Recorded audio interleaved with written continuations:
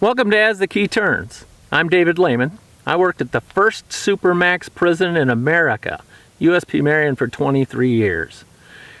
This is just a part of my story.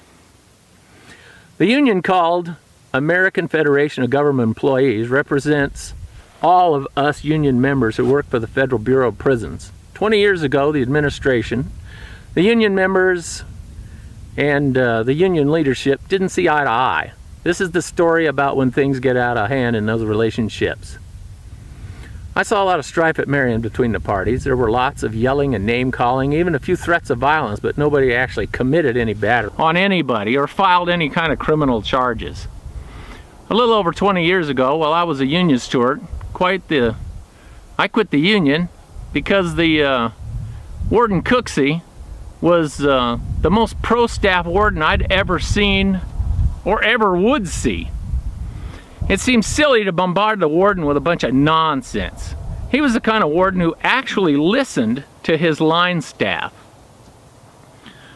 And you know, if I made a suggestion and it made some kind of sense, he'd actually implement it. No matter who made the suggestion.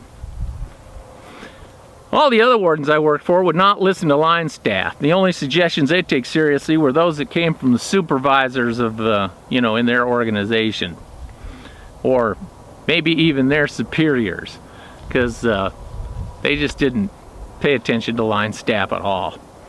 A case in point was I made a suggestion: the prison recycle its waste cooking oil into biodiesel. It was shot down as dangerous, expensive, it was impractical. 2 years later, the regional director made the exact same suggestion. He was just a genius. The same people who were dead set against it were now the loudest in praise of the idea. Even the Army has a command sergeant major who advises the divisional commander. The Army sees the usefulness of the enlisted point of view. Not so in the BOP. Now, the following story takes place at FCI Sheridan, Oregon. Deputy Sheriff Roy E. Harrell Jr., badge number 2100 of the Yamhill County Sheriff's Department, related most of the following facts. Robert D. Drake was a member of the Prison Special Operations Response Team, or as we call it, the SORT team, S-O-R-T. They're a team that is used to rescue hostages, put down riots, and have even been deputized and sent to the Los Angeles area during the Rodney King riots. They are some of the best physically and in terms of training what the BOP has. It's not unusual for them to be marching on prison grounds and training in tactics similar to what I did in the military. On March the 24th, 1999, at 10 minutes to 8 in the morning, Drake, age 29, was leading a formation of marching members of the SORT team in the long driveway of the prison, going from the main road to the training center parking lot. There were 20 members of the team, in the formation, and Drake was leading them and singing a military cadence. While marching, he saw a vehicle driving down the driveway in his direction. The 1985 blue Chevy pickup was being driven by local union president of FCI Sheridan, Timothy M. DeBolt, age 40.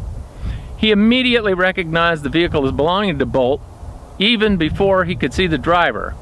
As the vehicle came closer, Drake could see DeBolt looking straight at him, and he had a grin on his face. Drake directed the 20-man formation to the right side of the driveway, as far as they could get over, while he was as close to the men on his right as possible. There was plenty of room for the pickup to drive by, but Drake said that DeBolt pointed his pickup directly at him and slowed down to about 5 miles an hour.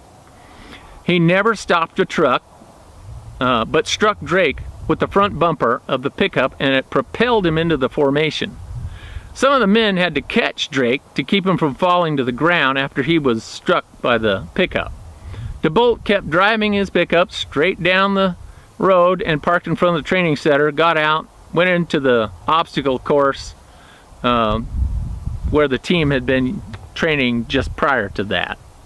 Drake told the cops that he and DeBolt didn't like each other. There had been threats exchanged between the two over union matters. They had filed complaints against each other at work. Drake said he thought DeBolt was attempting to intimidate him by driving at him. He thought the reason he was hit was DeBolt wanted to break up the marching formation or cause him to jump in a ditch to avoid getting hit by the vehicle.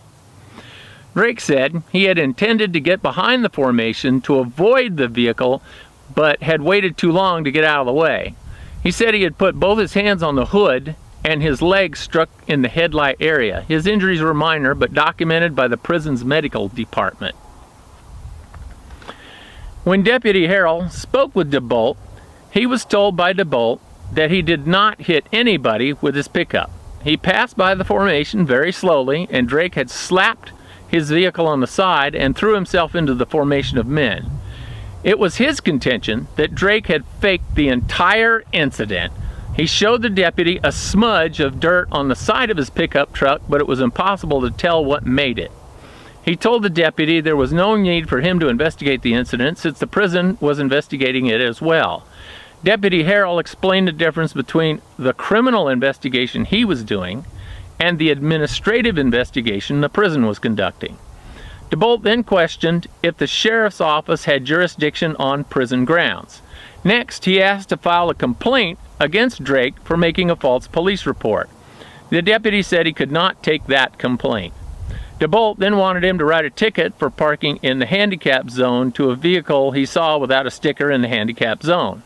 While they were talking about this matter, a member of the SORT team exited the building and DeBolt stared at him the whole time the man walked to his vehicle and left the parking lot.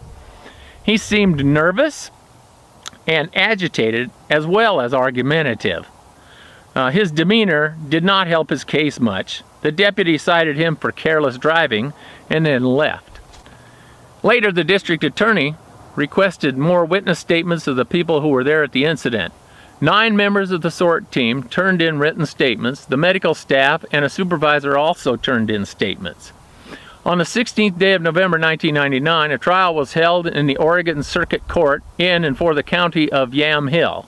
DeBolt was charged with reckless driving, 4th-degree assault, and harassment. The transcript of this incident takes up 768 pages of testimony. Yeah, 768 pages of testimony. Next, we'll see what happened at trial and the final outcome of this entire affair. If you liked what you saw, then don't be an ass. Hit the like button down there, will you? If you subscribe, I promise it won't kill you either.